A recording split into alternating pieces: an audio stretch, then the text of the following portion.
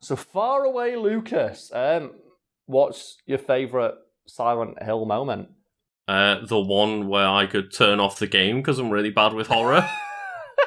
I'm going to say my favourite one is when they had that really great new Silent Hill game. Konami's like, nah. Uninstall it from people's PS4. So far away, Lucas. You know the drill by now. On this episode of Wiki, Weekend, Weekdays, and of these go out now. What are we talking about? We are talking about, I guess, kind of the mascot of Silent Hill in some ways, Pyramid Head. Yeah, it's weird to think of Pyramid Head as a mascot, and hopefully as I say that now, there's like all the official like chibi art of Pyramid Head behind me, which is really weird and tonally clashes with like, Silent Hill as a series, but it's also kind of hilarious. But yes, Pyramid Head. And Lucas, what do you know about some Pyramid Head? He's a man that's got a giant pyramid on his head. Yeah, it's great design, isn't it? It's just a dude with a pyramid on his head. What's his name? Pyramid Head. Awesome. Anyway, so we'll start as we often do at the beginning. So full name, Pyramid Head. And other names include Red Pyramid Thing, Red Triangle Head, the Holy Apostle, the Red Pyramid, the Bogeyman, Shadowed One, the Executioner. And those names come from like different games and interpretations of the character. And we have here abilities. Stabbing and swinging a spear, swinging his large knife, lifting with arm and choking. And it doesn't include his other ability, as seen in the film, which is probably one of the harshest ways I've seen someone get killed. Like, just with no fanfare. And have you seen the Silent Hill movies, Lucas? I have not, no. Okay, well, there's a character in that Pyramid Head just catches, and he rips their skin off. Oh. And then throws it at a door. And I don't think we could put a clip of that in because they're naked when he does it. But yeah, I guess search the clip on YouTube if you're really interested. But that's one of the things I look and go, that's awful. That's a really awful way to kill somebody. But also it's really metal and fits with the Silent Hill aesthetic. But then we have here weapons. They are the Great Knife and the Great Spear. And then his health, it's just listed as high, sometimes invincible. Sometimes you just can't kill Pyramid Head. Don't even try. We have here, so locations, we don't really care about that. But behind the scenes, debut Silent Hill 2. And then we have here also in Silent Hill Origins, Silent Hill Homecoming, Silent Hill Downpour as a cameo, Silent Hill the Arcade, Silent Hill Book of Memories, Silent Hill the Patchy Slot.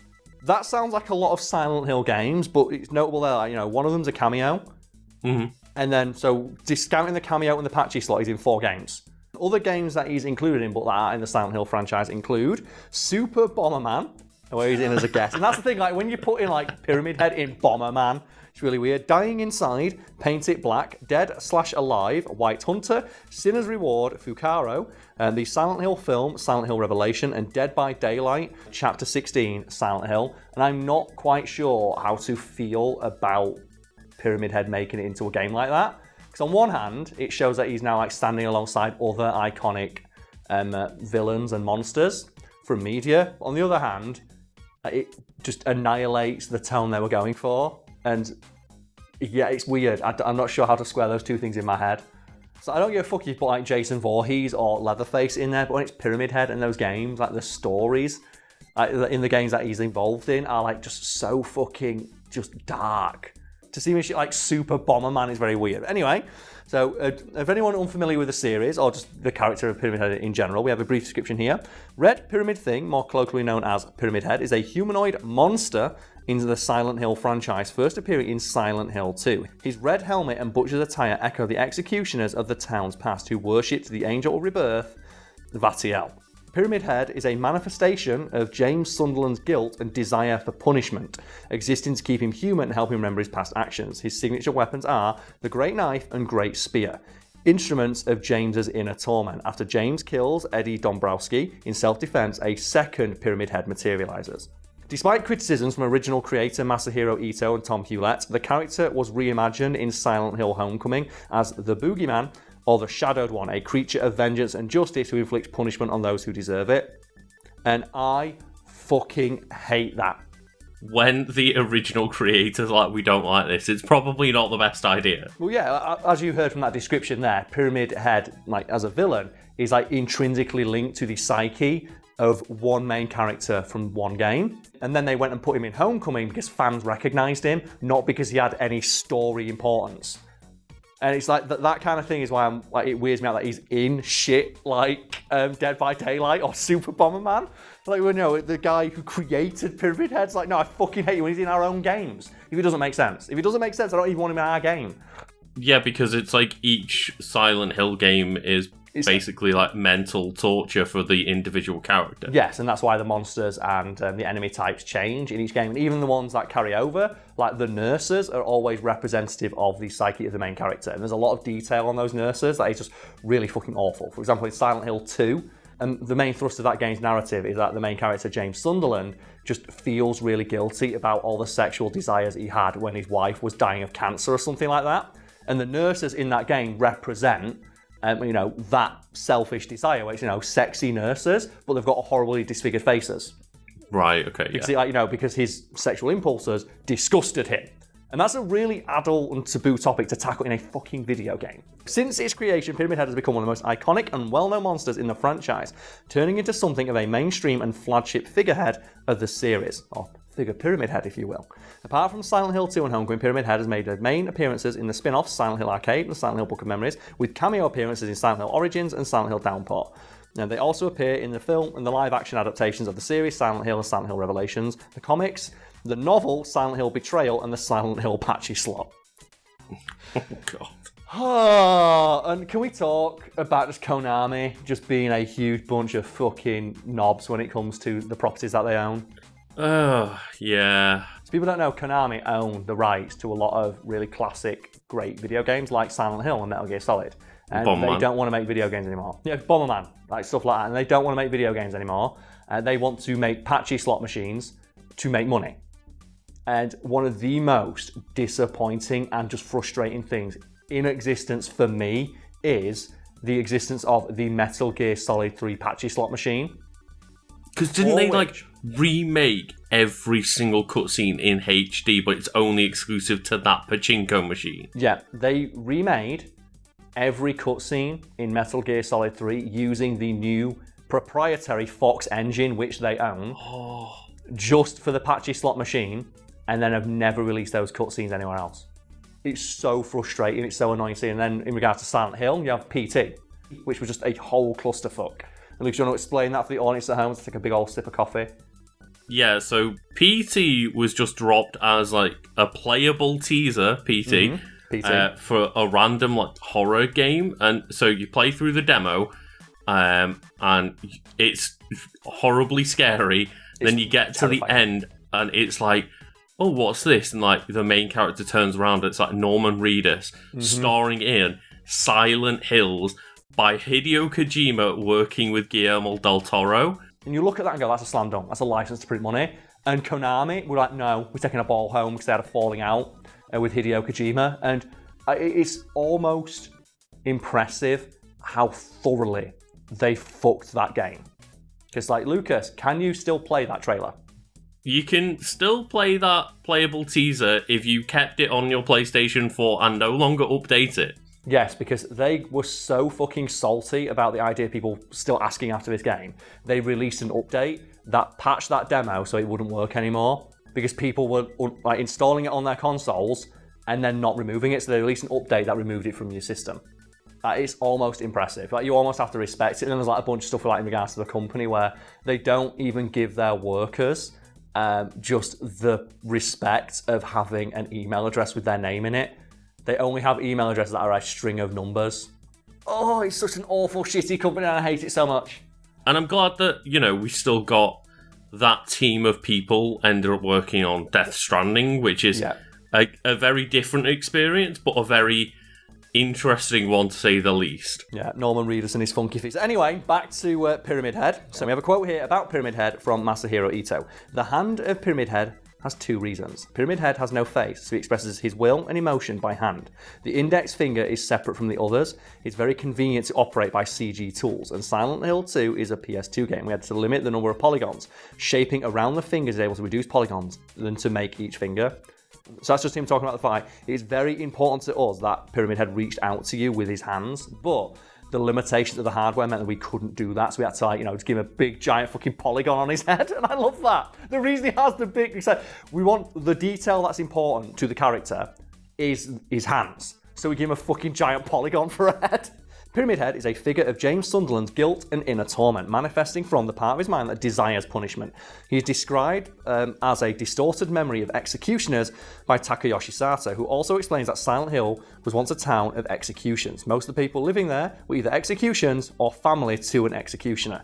A twisted reflection of James, the character is an overtly masculine humanoid who takes the appearance similar to that of the executioners of the town's cult, with a red, rusted, pyramid-shaped helmet over his head, donning a butcher's wardrobe, leather boots, and white executioner's gloves. Coming out the back end of the helmet is a bubble-shaped protrusion, the purpose of which is to seal the gap between his neck and the helmet. And there's a detail, like we mentioned earlier, like Silent Hill Homecoming, where they have Pyramid Head in there. And whilst that cameo is shit, it does reveal a detail I think is super fucking cool. And it's that the inside of Pyramid Head's helmet is covered with spikes. It says here, some action figures have depicted it as inhuman flesh lining the bottom of the helmet. However, this design is not accurate, and Masahiro Ito has elaborated. Gecko's PH statue did the underneath of the helmet. I just put the bulge on the back of the neck of Silent Hill 2's figure, not underneath it. It's so annoying. It says here that the front of the helmet is an iron plate. Underneath it is a tongue-like, fleshy, prehensile thing that Pyramid Head uses when attacking James and other monsters. The bottom left corner of the plate will peel up, allowing for the tongue to slither out of the helmet. Ito used this to subtly convey that the monster are James's delusions, so it is impossible for iron to bend. That is the level of thought that goes into every monster in this series, and I fucking love that. Right, so the helmet itself represents James's inner torment, with the sharp corners suggesting the possibility of pain. Action figures and the Silent Hill Book of Memories have portrayed the helmet with a hole on the bottom left corner. This is also inaccurate. Ito designed Pyramid Head with the in-water ending of Silent 2 in mind. His weapon, the Great Knife, does not manifest until after James picks up the knife that Angela was planning to kill herself with, taking the shape of half a pair of scissors. The intention was for James to find the other half of the scissors, a second Great Knife in the labyrinth, symbolising the connection between him and Pyramid Head. However, Ito did not have time to insert a distinct version of the Great Knife into the game for James, so the player is only able to obtain the knife that Pyramid Head was using. Pyramid Head exists to keep James human and help him realise that he is guilty, often attacking other monsters to fulfill this role. And that's one of the things I love about Pyramid Head, because it's like, monster infighting. He just kills other monsters. It's like, fuck you, you're in my way. It says here that the scene where James hides in the closet from Pyramid Head, abusing the mannequins, represents the conflict of his mind. His fear of facing inner demons manifests itself as Pyramid Head attacking other monsters to remove the visions from his psyche. Pyramid Head's abuse of the monsters was made intentionally erotic by the development team, and that's where you get the really awkward moment where Pyramid Head is attacking another monster and it looks like he's sexually assaulting them, and it's never really made clear if Pyramid Head is doing that or not, or if it's your mind assuming that he is. And it's like, oh, it's so uncomfortable. It really is, yeah. It says, as Sato explains, psychological horror has to shake humans' heart deeply.